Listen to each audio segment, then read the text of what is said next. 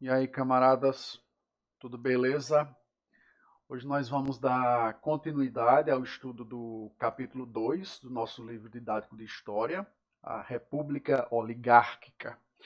E o título da nossa aula de hoje é Industrialização e Conflitos Urbanos. O título praticamente já resume, o nosso objetivo e os temas que nós vamos discutir. Porque se na aula passada nossa preocupação foi entender como durante os primeiros anos da República Oligárquica, as zonas rurais do Brasil, ou seja, o campo, devido à exclusão social, à situação de miséria em que as pessoas viviam, uma série de situações conflituosas aconteceram, e isso resultado também da política, da estrutura política que nós tínhamos no Brasil na época, a república organizada, entre essas elites que estavam no poder em benefício próprio, E daí nós vimos o coronelismo, a política dos governadores, o voto de Cabresto, e isso resultou numa série de conflitos, como a Guerra de Canudos, o Contestado, o Caldeirão, o exemplo que nós citamos aqui também próximo na nossa região.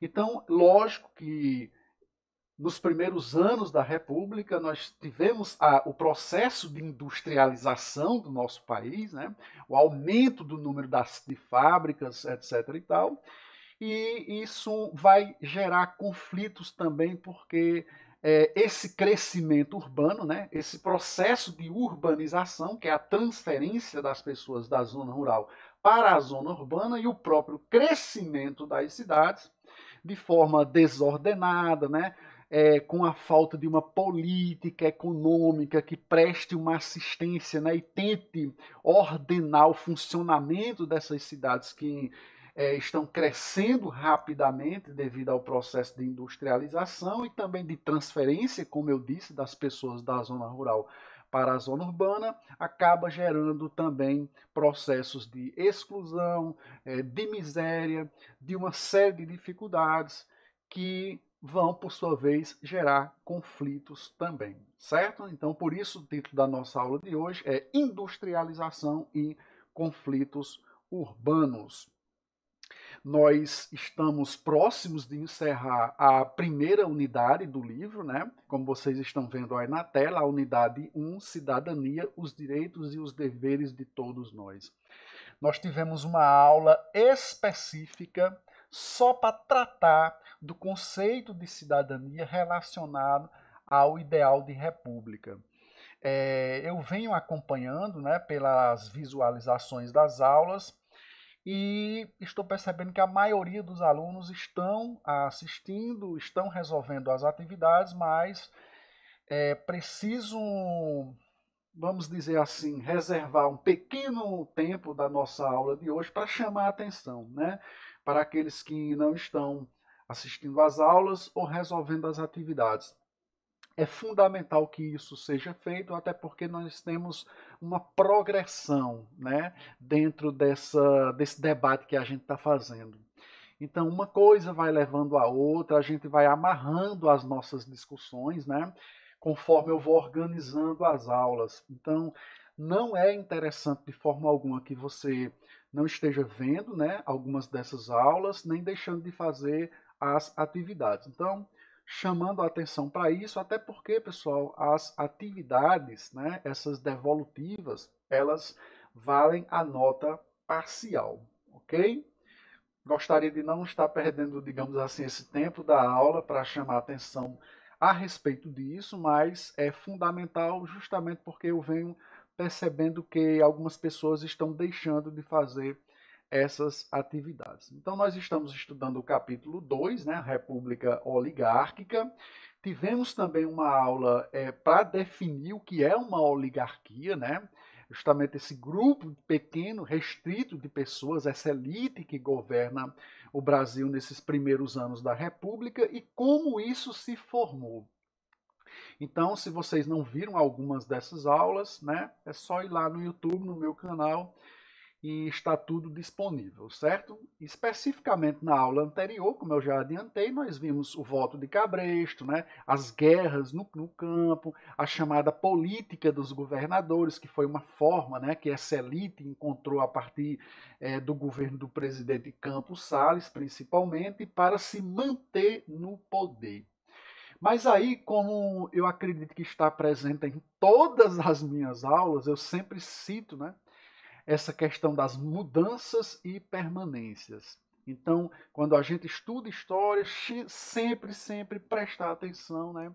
Sempre observar aquilo que vai mudando e aquilo que vai permanecendo. E uma das coisas, né, que permaneceu bastante foi essa exclusão da população brasileira do processo eleitoral. Nós vimos em uma dessas aulas que esse é um direito político, né? O direito de votar e de ser eleito. Dentre aqueles três tipos de direitos, né? Quando a gente fala em cidadania, a gente fala em deveres e em direitos, né?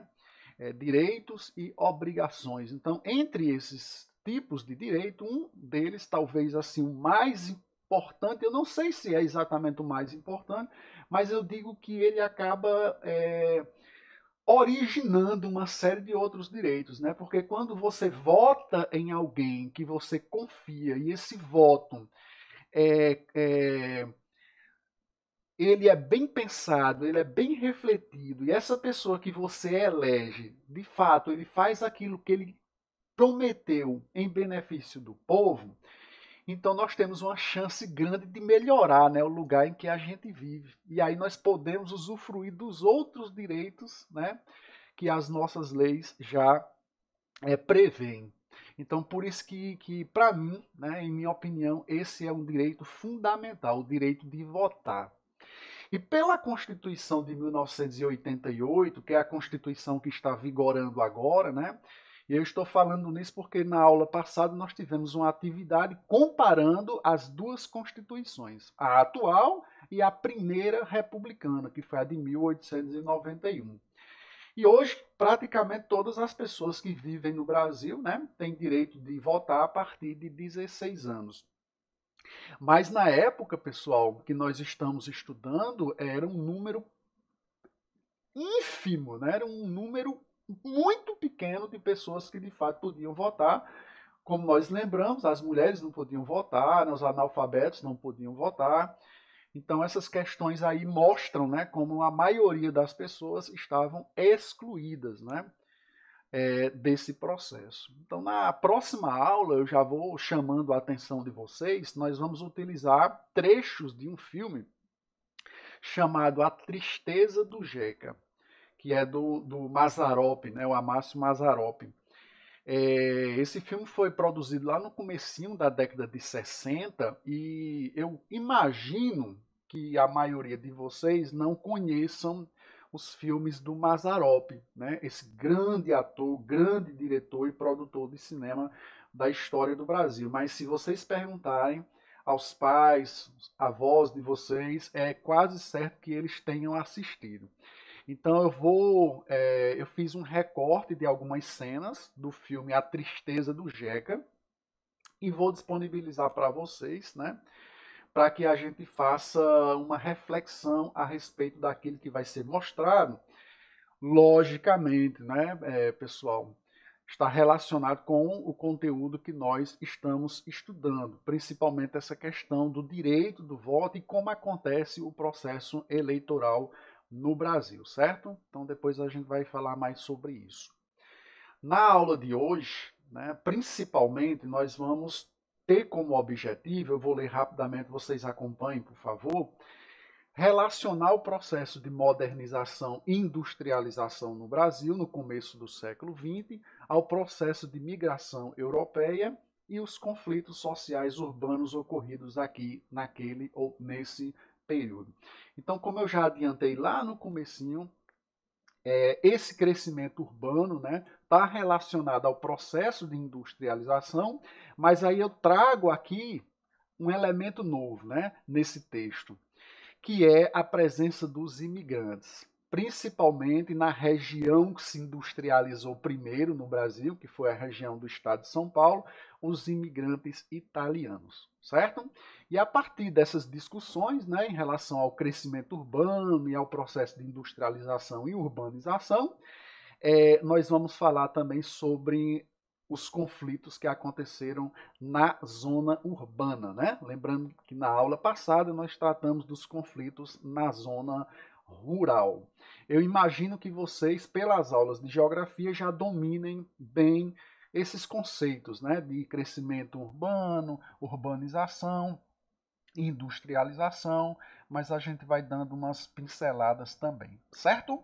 Então, dentro daquela ótica que eu sempre repito, mudanças e permanências, a gente vai pensar um pouquinho agora nessas mudanças sociais e econômicas ocorridas no Brasil nesse momento.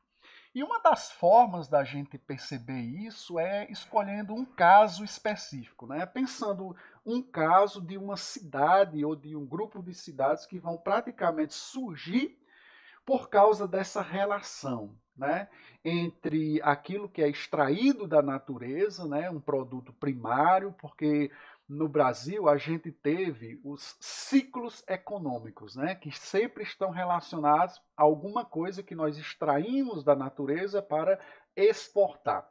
Então vamos dar exemplos. Nós tivemos o ciclo do açúcar no início da colonização, nós tivemos até o ciclo do pau-brasil, né? Se a gente quiser ir um pouco mais para trás, no período da pré-colonização. Mas aí tivemos o ciclo do açúcar, nós tivemos o ciclo do ouro, né?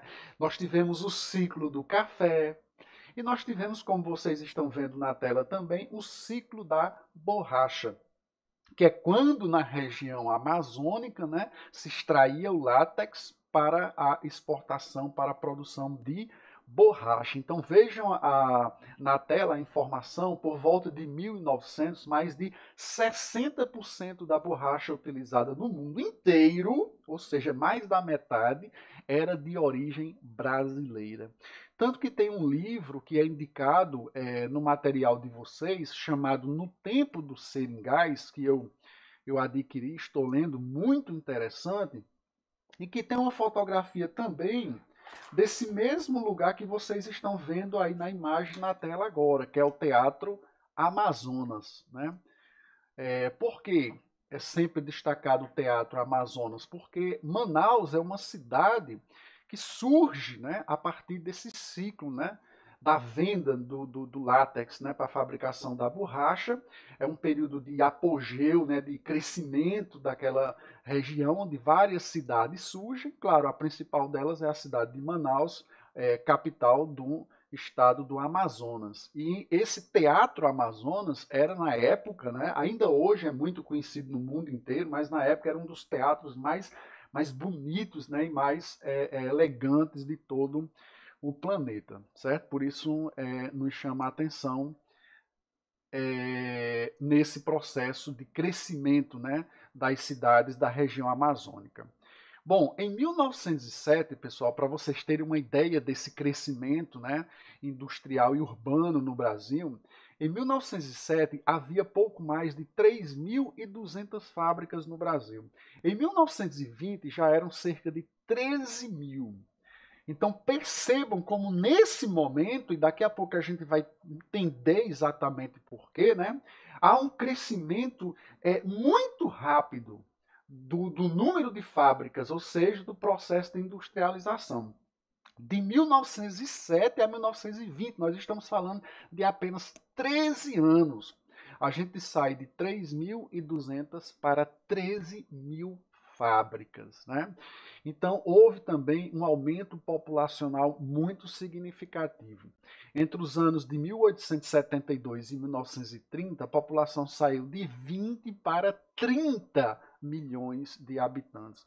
Pessoal, é um crescimento muito grande, é um crescimento de 50% no número de habitantes no Brasil. O ano de 1872, né, é justamente porque foi o primeiro censo demográfico oficial, ou seja, a primeira contagem oficial dos habitantes aqui no Brasil. Então, nesse período aí, de cerca de 60 anos, nós tivemos um crescimento de 50% da população. Então, é claro que isso tudo era patrocinado, né, o surgimento das cidades lá na região amazônica, o crescimento das cidades na região onde estava acontecendo essa montagem dessas fábricas. Esse dinheiro tinha que vir de algum lugar, né? E vinha justamente da onde?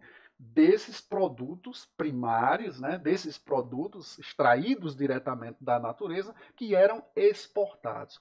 Então, nesse caso aí da região de São Paulo, a gente sabe que advém do café, como vocês estão vendo na tela agora, né? Por isso que a gente sempre relaciona o café ao processo de industrialização. Porque se o Brasil, durante o século XIX, já exportava tanto café para o mundo, né, a maior parte também do café consumido no mundo inteiro era produzido pelo Brasil, mas aí a partir de um certo momento, no começo do século XX, né, principalmente, esse dinheiro da exportação do café passa a ser investido na construção dessas fábricas, né? E alguns desses fazendeiros, os chamados barões do café, começam a montar firmas para se dedicar ao comércio e à exportação, no caso, especialmente desse produto. O livro de vocês, nessa unidade 1, também indica, certo? Um material muito interessante, que esse aqui vocês já conhecem, né? Sua Majestade e o Café, esse livro que eu estou mostrando, porque ele trata especificamente dessa questão. E eu coloquei, inclusive, um trecho, né, desse livro aqui, numa atividade que eu passei para vocês recentemente. Muito bom livro, e fica a indicação dele aí também. Agora, esse processo de industrialização está relacionado à imigração, certo? Ou seja, a transferência de pessoas vindas lá da Europa, principalmente, para o Brasil e especialmente para a região que se industrializou primeiro, a região paulista, né? A região lá do estado de São Paulo. E para aquela região, especialmente os imigrantes italianos. Vocês, não cabe agora nesta aula, porque nós iríamos alongar demais o tempo, mas foi conteúdo do ano passado de vocês, né? Esse processo de unificação, de formação, tanto da Alemanha como da Itália. Então, era um país que tinha passado por guerras, né? E aí essas guerras, aí no caso da Itália, que eu estou falando principalmente, gerou muita miséria, muitas pessoas perderam terras, né? E por isso que houve essa transferência, né, de pessoas para o Brasil. Então, no início do século XX, mais de 90% dos trabalhadores das indústrias de São Paulo eram estrangeiros, né? Informações extraídas, inclusive, aí do próprio livro de vocês. Pessoal, vamos repetir essa informação porque ela é fundamental para a gente entender esse contexto que eu quero que vocês vejam. No início do século XX, mais de 90%. Pessoal, então significa que a cada 10 trabalhadores na indústria, um apenas não era estrangeiro. Então, assim, é bem chocante isso, né? A gente chama essas pessoas de operariado urbano. Agora, os salários dos operários eram muito baixos, insuficientes para alimentar a própria família. Então, isso vai gerar o quê, pessoal? Vai gerar o que vocês estão vendo nessa fotografia extraordinária, né? Mulheres e crianças nas indústrias. Então, como os salários eram muito baixos, a gente vai ver se repetir aqui no Brasil aquele contexto lá da Revolução Industrial, da chamada Primeira Revolução Industrial, lá na Inglaterra, né? Toda a família, até mesmo as crianças, meninos e meninas tendo que trabalhar para poder sustentar, né, a casa com alimentos, inclusive até ter algum lugar para habitar. Então, essas situações, essa situação principalmente de falta de direitos trabalhistas, né, e tempo, né, de trabalho, o fato deles ganharem muito pouco, acabou gerando uma série de organizações operárias por influência de duas ideologias também que foram trazidas para o Brasil justamente por esses imigrantes italianos, que foi o anarquismo e o socialismo. que são dois movimentos de esquerda, né, que esses operários, quando já trabalhavam lá na Itália, já tinham conhecimento, já participavam. Por que que a maioria desses operários eram os italianos? Porque eles já conheciam, né, o trabalho, era uma mão de obra já qualificada, já treinada. No entanto, eles também já conheciam os instrumentos para se usar contra a exploração, como, por exemplo, a greve. Então, o primeiro desses grandes movimentos urbanos, né, dos operários, nesse caso aí, foi a Grande Greve de 1917. E esse ano, 1917, não é um ano qualquer. Esse é o ano também da Revolução Russa, né, que foi uma revolução socialista que nós vamos estudar no próximo capítulo, capítulo 3. Então, é importante destacar também que naquele contexto havia uma mobilização já presente da sociedade negra, com jornais, inclusive, vocês estão vendo na tela aí, na parte direita, a Tribuna Negra, né, que era um jornal importante, que circulava justamente informações, né, a respeito dos direitos, né, da população negra. Vocês estão vendo a Plebe também, né, que eram meios de divulgação, de discussão de ideias, né, que defendiam os direitos dos trabalhadores, no caso especificamente negros ou trabalhadores operários de uma maneira geral, né, já que as leis trabalhistas estavam para ser criadas. Outra revolta que aconteceu naquele período, e aí eu vou dizer o ano específico porque ela está assim de alguma maneira relacionada com o que nós estamos vivendo hoje, que foi a revolta da vacina. A revolta da vacina aconteceu em 1904. Pessoal, nós poderíamos ter, infelizmente, nossa agenda não permite mais uma aula apenas para a revolta da vacina, porque é um episódio que eu particularmente tenho um interesse muito grande e, como eu disse, tem relação com o que nós estamos vivendo, porque nós estamos vivendo uma pandemia, né, e um processo de vacinação em massa.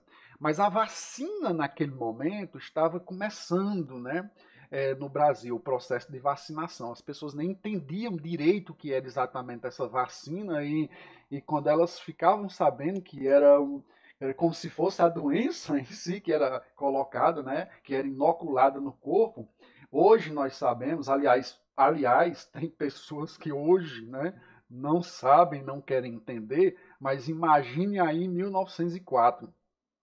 Não houve também uma campanha do governo que esclarecesse muito bem para a população como é que isso funcionava, então as pessoas entendiam que era a doença que era para ser colocada no corpo delas, né, que hoje nós sabemos que para gerar os anticorpos, né, para que o nosso próprio corpo possa combater o invasor nocivo, mas as pessoas achavam que era simplesmente para matá-las, né, e não aceitaram de forma alguma também o prefeito do Rio de Janeiro, Pereira Passos era o nome dele. Na época, o Rio de Janeiro era a capital do Brasil, pessoal.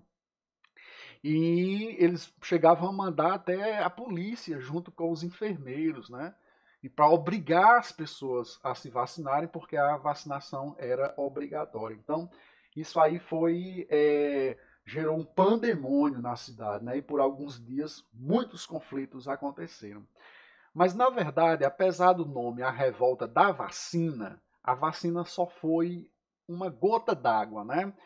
Ela foi importante para o conflito, mas a população já estava bastante insatisfeita antes disso, porque o prefeito, o Pereira Passos, queria fazer uma reforma na cidade, acabando com aquelas ruas estreitas demais, os cortiços, né, que é onde há aquela aglomeração de pessoas vivendo muito próximos, porque essas doenças, né, que estavam principalmente lá no Rio de Janeiro, a varíola, né, peste bubônica, que estava matando muita gente, os sanitaristas, né, e o prefeito entendiam que, como o Rio de Janeiro é uma cidade muito entrecortada por morros, né, então acontece pouca circulação do ar. Então, se você tem essas ruas apertadas, esses cortiços, é necessário que você faça essa reforma. Então, eles derrubaram colunas inteiras de casas para poder gerar avenidas mais largas, né, acabaram com os cortiços. E as pessoas que moravam nesses lugares tiveram que morar nos morros, né? Foi daí justamente que surgiu essas favelas que a gente conhece hoje no Rio de Janeiro. Então as pessoas tiveram que morar num lugar mais distante do trabalho. Então a população já estava bastante insatisfeita. Quando acontece essa vacinação obrigatória, e aí é que explode justamente esse conflito. Outro conflito bem importante, emblemático desse período foi a revolta da Chibata, né? Porque foi resultado dos maus tratos, né, dos marinheiros, principalmente dos marinheiros negros. Então, esse que você está vendo, que vocês, né, estão vendo no centro da fotografia, o mais alto, né, o João Cândido, ele foi o líder desses marinheiros que não aceitaram, né, porque os caras eram chicoteados até, pessoal. Principalmente porque eles eram de baixa patente, né? Eles não eram oficiais, eles eram negros e quando cometiam alguma falha, né, entre aspas, eles eram tratados como se fossem escravos. Eles chegaram a tomar um navio, né, e foi uma ameaça, né, para o governo. O governo teve que entrar num acordo, né, com eles para poder a revolta acabar. Outro movimento que merece que vocês, né? Tudo isso que eu estou falando, evidentemente, vocês farão a leitura complementar no livro e eu sempre deixo lá vários links, né? Na descrição do vídeo para vocês acessarem conteúdos extras. Então, houve um movimento tenentista, e aí eu não quero falar no movimento tenentista só para explicar o que foi isso, mas principalmente para chamar a atenção de vocês para a participação dos militares na política. Então, ao longo do ano, porque nós estamos estudando a história da República no Brasil, né, que é conteúdo do nono ano, vocês vão ver que em vários momentos os militares acabam tendo influência na política quando não exatamente assumem o governo.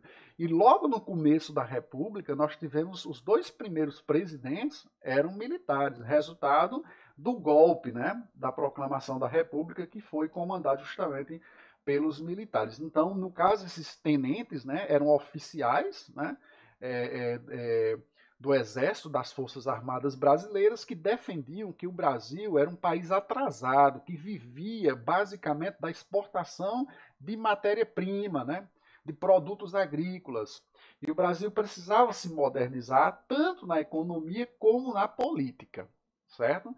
Esse movimento, ele é visto como um movimento que fracassou, né, porque naquele momento o governo resistiu. Só que se a gente for pensar bem, o que vai acontecer depois na história do Brasil é resultado desse movimento tenentista. Claro que vocês não vão entender isso agora, porque a gente ainda vai estudar outros conteúdos mais à frente.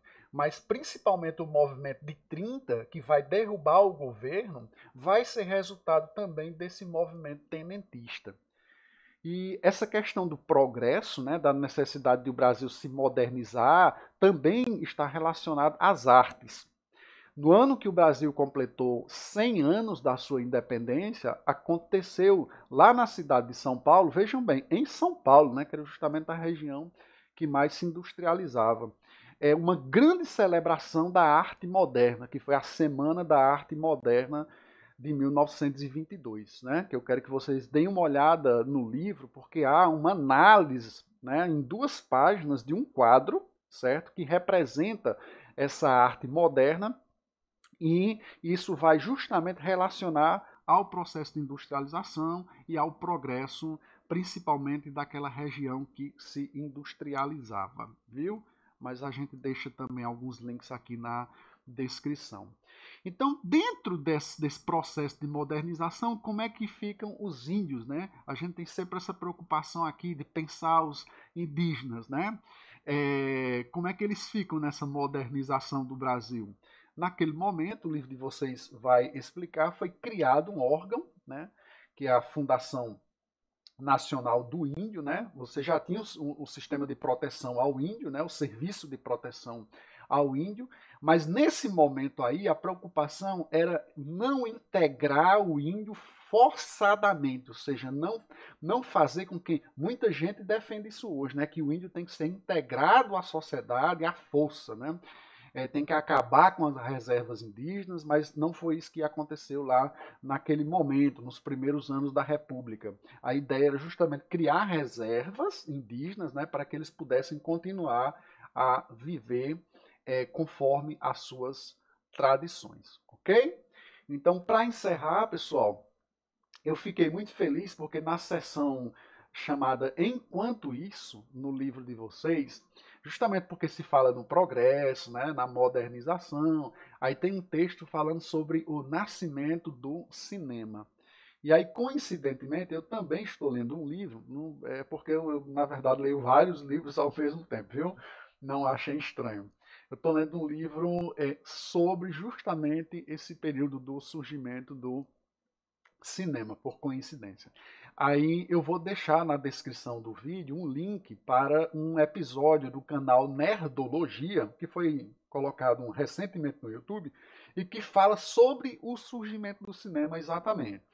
E o que vocês estão vendo aí no fundo da imagem é um dos primeiros filmes da história do cinema, que foi a chegada do trem à estação de La Ciotat, né, na França.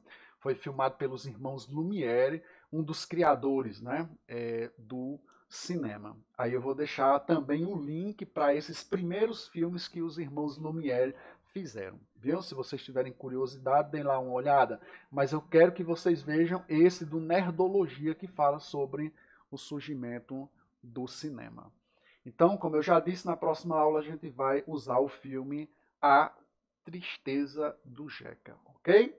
Nós vamos agora para as atividades e nesse momento eu vou tirar aqui a minha imagem, né, para não atrapalhar a visualização das questões.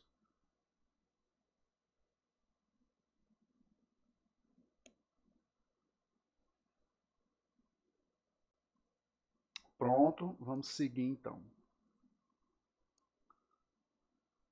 Pessoal, nessa primeira questão, eu não vou ler os textos todos, né? Porque senão a gente vai alongar demais o tempo. Então, vai tratar, né, das fontes históricas, porque ao longo, né, dessa unidade 1, eu até escrevo, ao longo da unidade 1 tivemos contato com muitos documentos, né? Textos, pinturas, fotografias, etc. e tal. Então, eu coloquei para vocês um texto do José Antônio Vasconcelos, falando sobre as fontes históricas, né, que são esses documentos onde a gente extrai as informações. Esse é só um primeiro card, é só um primeiro texto para vocês lerem. Aí, na questão, vocês vão analisar essa fotografia, viu? Que não se preocupem não, que está identificando aí em cima de onde é essa fotografia, viu? Aí a questão em si é a seguinte: a partir da leitura do que escreveu Vasconcelos, né, no texto anterior, observe a fotografia ao lado e responda: que perguntas podemos fazer a esse documento? Que informações ele pode nos fornecer sobre o passado? Então vocês vão, nesse caso aí, se colocar na condição de historiadores, né? Porque a gente vai exercitar o papel do historiador, para a gente entender, né, como é que o historiador ele lida com as fontes. Estudar a história não é conhecer o passado apenas, é entender como é que essa história, né, aquilo que se escreve sobre o passado, é produzido, né? Como é que a gente produz as informações sobre o passado. Então, observem essa fotografia e pensem o que é que a gente pode aprender, o que é que a gente pode conhecer a partir dela. Ok, pessoal? Vamos para a próxima. Na próxima, vocês vão ter um card também, onde vocês vão analisar informações sobre o trabalho infantil no Brasil. Certo? Então, a gente vai pensar a realidade do presente a partir do conteúdo que a gente estudou. Aí vocês vão ler um texto que é extraído do livro, aí depois um pequeno texto meu e a pergunta: o que você pensa sobre o assunto, sobre esse assunto, né, do trabalho infantil? Tente explicar de que maneira o trabalho infantil pode impedir o avanço da cidadania no Brasil, certo? De que modo esse trabalho infantil atrapalha o desenvolvimento da cidadania. A próxima questão é sobre a Semana de Arte Moderna, viu? E é uma questão para vocês assinalarem. Tem um texto que vocês vão ler, que, aliás, esse texto foi tirado também do livro que eu mostrei a vocês, Sua Majestade e o Café. Então, de acordo com o texto, apesar de sua associação com a modernidade, a semana de 22 só foi possível. Aí vocês vão ter 4 alternativas, certo? Para marcar uma delas lá no formulário. A última questão também é para assinalar, certo? Só que vai ser sobre a revolta da vacina. Eu não vou ler o texto agora, vocês vão fazer isso depois individualmente. Sobre esse movimento, é correto afirmar que os revoltosos leiam o texto, certo? Antes da pergunta. E aí vocês terão também 4 alternativas lá para assinalar uma delas, ok? Deixa eu só voltar aqui agora a minha imagem para que eu me despeça de vocês. Concluindo mais uma aula e mais uma vez chamando a atenção para que vocês comentem aqui nos comentários do vídeo no YouTube. Quem não for inscrito no canal ainda, se inscreva. Os comentários, façam como os colegas de vocês, né, estão fazendo já nos outros vídeos. Comentem aquilo que a gente debateu aqui na aula, aquilo que eu expliquei na aula, certo? Pontos que vocês acharam mais interessante, vocês podem acentuar alguma coisa que viram no livro, e vocês podem fazer alguma pergunta também. Eu garanto que eu respondo a todos e a gente vai debatendo, porque nós não estamos na sala de aula presencialmente e nós temos nossos encontros pelo Meet, né? Mas uma das formas da gente debater um conteúdo é também através aqui do YouTube, viu? Quando vocês colocarem os comentários. Façam isso, resolvam as atividades dentro do prazo, é muito importante.